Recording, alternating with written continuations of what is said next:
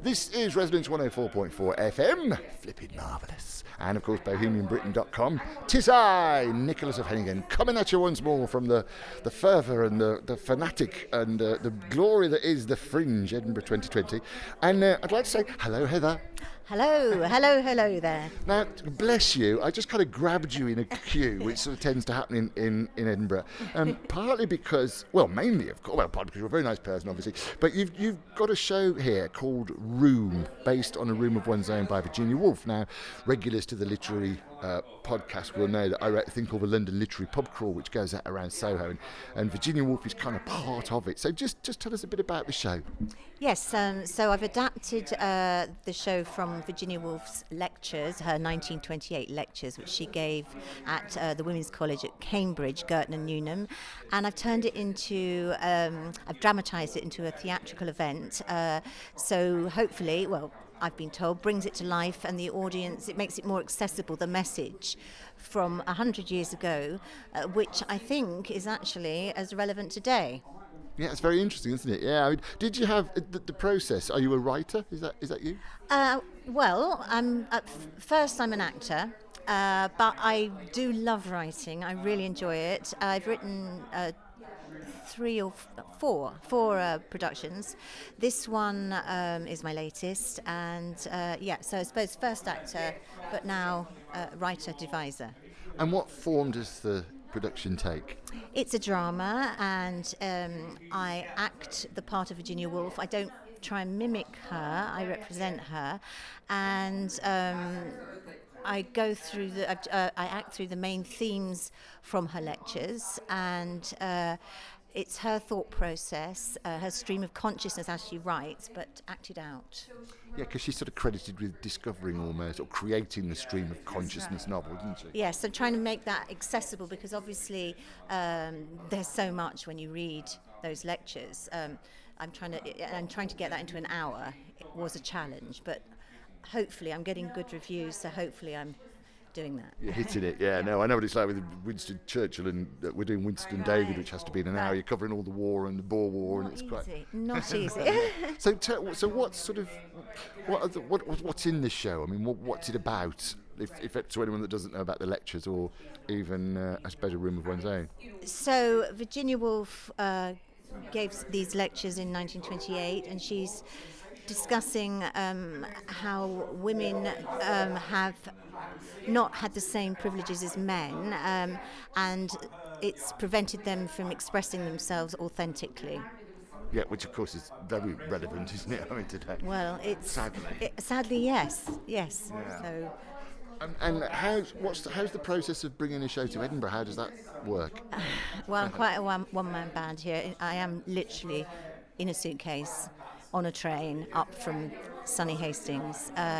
So I couldn't have a great set, a beautiful set, lots of props. It's very pared down for this venue. But raised the money myself. But here for a month, so hopefully I'll get good support.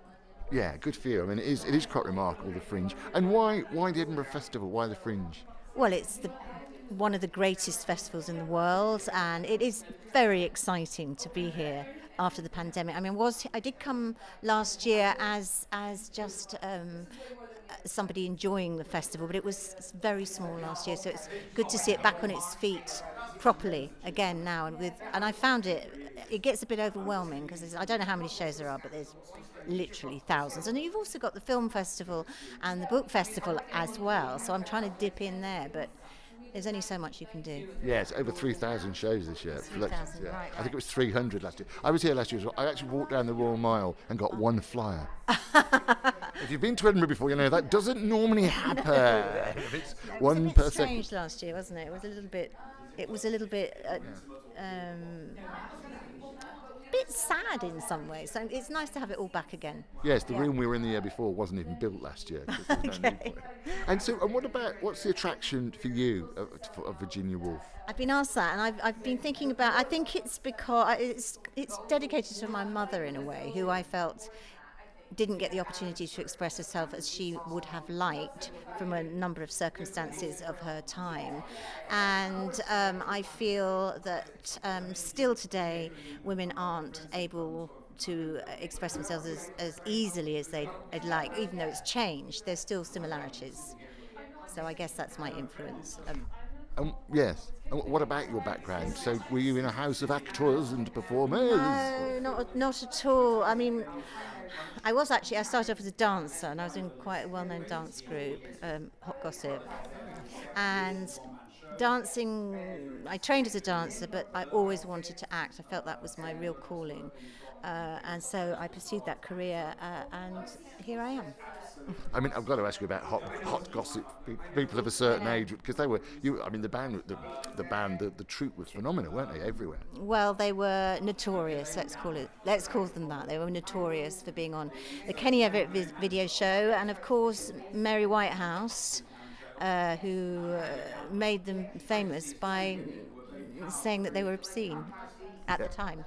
How was that being part of that? Presumably you're just dancing and getting on with it. We were teenagers. We were young. It was hard work. It was great, but it wasn't. It was hard. It was hard work. Yeah. And was it that sort of sparked your love of performance? I think I've always. I was trained as a dancer. I danced as a child. I was in local productions. All the rest of it. I suppose I've always been involved in that. So my love of performing, it's kind of mostly all I know, really.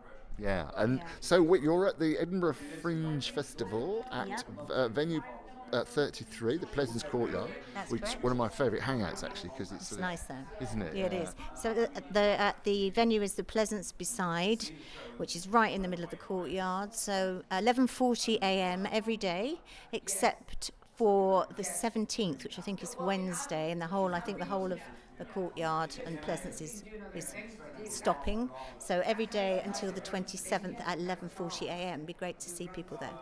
Yeah, we're with Underbelly, and we've just had our day off today, in fact. Actually. Oh, right, okay. So, and if anyone wants to know any more, the production's called Room. How can we find out more about it? It's called Room, a Room of One's Own. You can look at my Twitter, which is @Hallex Theatre. My email address is emulate, and the 8-bit is a number, so emulatetheatre@gmail.com. And again, I'm at the Pleasance Beside Courtyard 33. So you're on the Edinburgh Festival Fringe site. Brilliant. Oh, well, thank you for your time. Thank you for allowing me to drag you off. Thank you. And talk about Virginia Woolf. Thanks for letting me talk about my show. And I hope it goes well. Thank you. Break a leg, as they say. Did they say that to dancers? I'm not sure. Thank you. Thanks, Heather.